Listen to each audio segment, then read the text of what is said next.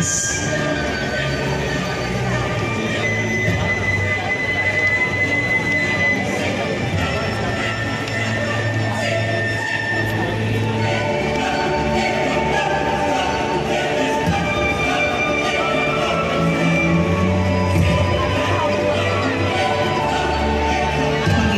Jesus na nagbibigay ng buhay, maawa ka sa amin.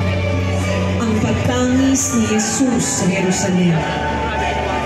Jerusalem, Jerusalem, ikaw ang pumapatay sa mga propeta at bumabato sa kanila na isinusugat sa iyo.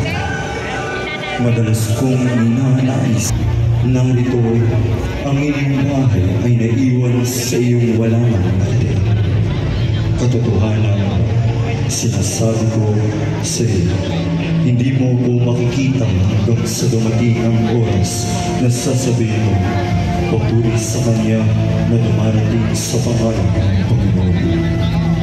Ang tagpong ito ay nasa pangangalaga ng pamilya Eugenio at Leonardo. Panginoong Jesus na tumangis sa Jerusalem, maawa ka sa amin. ang matagumpay na Para ng mga hula ng mga propeta. Ang tagpong ito ay nasa pangangalaga ni Ginoong Jose at Nat Santiago, Ginang Grace Parungaw at pamilya. Panginoong Jesus na pumasok sa Jerusalem para magpakasakit, maawa ka sa amin. ang pamamaalam ni Jesus sa kanyang ina. Nang Huwebes pagkaumaga, si Kristo ay gumayak na at nagpaalam sa ina. Tutup din na ngang talagang pagsakop niya sa sala. Aniya, ako'y paalam, kalapating minamahal, ina kong kinalulugdan. Ito na ang takdang araw sa Diyos na kalooban. Dumating na kung totoo araw na hinihintay kong pagsapok ko sa tao. Magdalita ang ina ko, ako'y paalam sa iyo. Ina, huwag kang mahapis sa pagpanangkot pag-alis. Masaklap man at mapait, titiisin at siyang ibig ng ama ko nasa langit. Ang tagpong ito ay nasa pangangalaga ng SPPC Torokita, Ginoong Mark Benedict Santos at Ginoong Leandro Lazaro at pamilya. Panginoong Jesus na huwara ng isang masunuring anak, Maawa ka sa amin. ang huling hapunan. Sinasabi ko sa iyo, ito, hanggang sa ito'y maganap sa kaharian ng Diyos.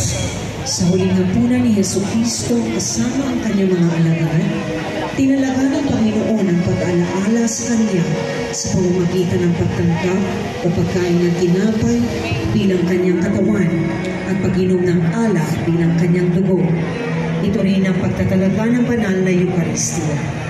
Ang tagpong ito ay nasa pangangalaga ng Dr. Llamas Colleges Incorporated. Panginoong Jesus na nasa banal na Eucharistia, Maawa ka sa amin. ang paghuhugas ni Jesus sa paa ng mga apostoles. Kaya't siya'y tumayo mula sa hapag. Nag-alis ng panlabas, nabalabal at nagpigkis ng tuwalya sa baywang. Pagkatapos, naglagay siya ng tubig sa palanggana at sinimulang hugasan ang mga paa ng mga alagad at punasan ng tuwalyang nakapigkis sa kanyang baywang. Ang tagpong ito ay nasa pangangalaga ni Reverendo Padre Daniel Coronel at KDP Corsilio Movement. Panginoong Jesus na huwaran ng tunay na paglilingkod, Maawa ka sa amin. pananalangin ni Jesus sa halamanan ng Getsemani. Ama, Wika niya, kung maaari, ilayo mo sa akin ang sara. Ganyan, huwag ang kalooban ko ang masunod, kundi ang kalooban mo. pagkatapos ng kanilang hapunan, nagtungo si Jesus sa halamanan sa ilalim ng mga puno ng oliva upang manalangin. Bilang tao, may takot si Jesus sa pasakit na kanyang hinaharap. Bilang Diyos, walang alintanang tinanggap niya ang kanyang tinakdang tungkulin, ang magpasakit at ipako sa krus para sa kaligtasan ng sanlibutan. Ang tagpong ito ay nasa pangangalaga ni na Yumaong Dr. Abelardo at Marcelina Agustines at pamilya. Panginoong Jesus na masunurin sa kalooban ng Ama, maawa ka sa amin.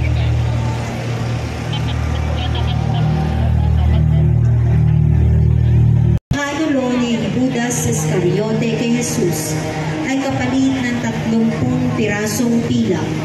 Nangyari ang pagkakanulo sa halamanan ng Getsemani matapos ang huling hapunan. Ang paghalik ni Judas ang naging hudya upang dakpin si Jesus.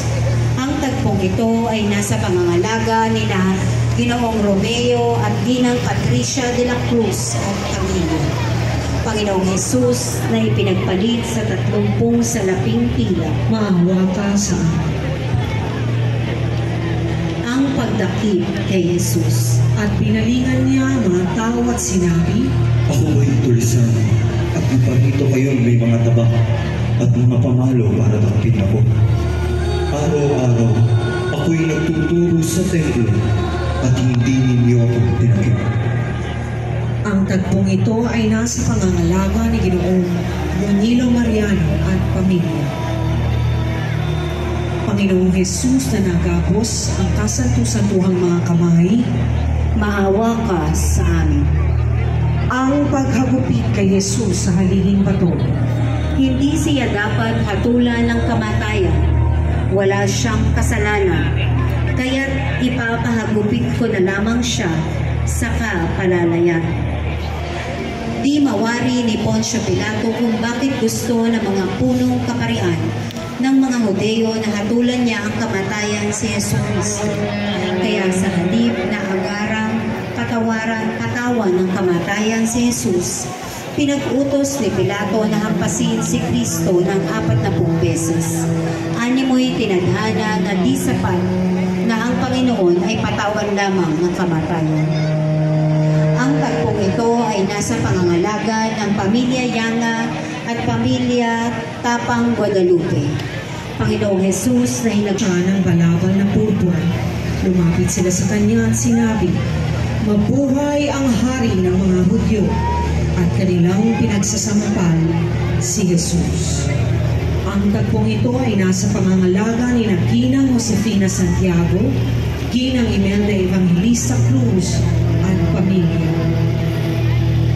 Panginoong Jesus na pinutungan ng koronang tinik ng mahal niyang ulo, maawa ka sa amin. ang Panginoong nagtitimpi, Siya ay binugbog at pinahirapan, ngunit hindi kumibo kahit isang salita.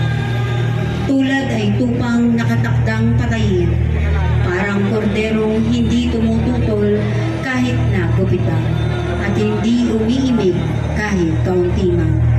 Ang ecce homo ay salitang Latin na ang ibig sabihin ay narito ang tao.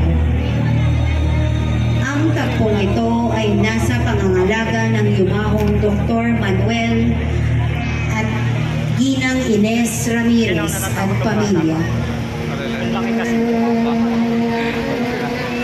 Panginoong Jesus, ang mahamong kordero na nag-alay ng buhay para sa atin, maawa ka sa amin. ang paghatol ni Pilato kay Jesus. Araw noon ng paghahanda sa Pasko at mag-iikalabindalawa na ng tanghali, sinabi ni Pilato sa mga Hudyo, narito ang inyong hari. Sumigaw sila, patayin siya, patayin, ipako sa krus. Ipapapako ko ba sa krus ang inyong hari? Tanong ni Pilato. Sumagot ang mga punong saserdote, wala kaming hari kundi ang Cesar. Kaya't si Jesus ay ibinigay sa kanila ni Pilato upang ipapako sa krus. Ang tagpong ito ay nasa pangangalaga ni Ginang Ludivina Ponquilia, Alice Robles at pamilya Bartolomeo. Panginoong Jesus na hinatulan ng kamatayan dahil sa atin, maawa ka sa amin.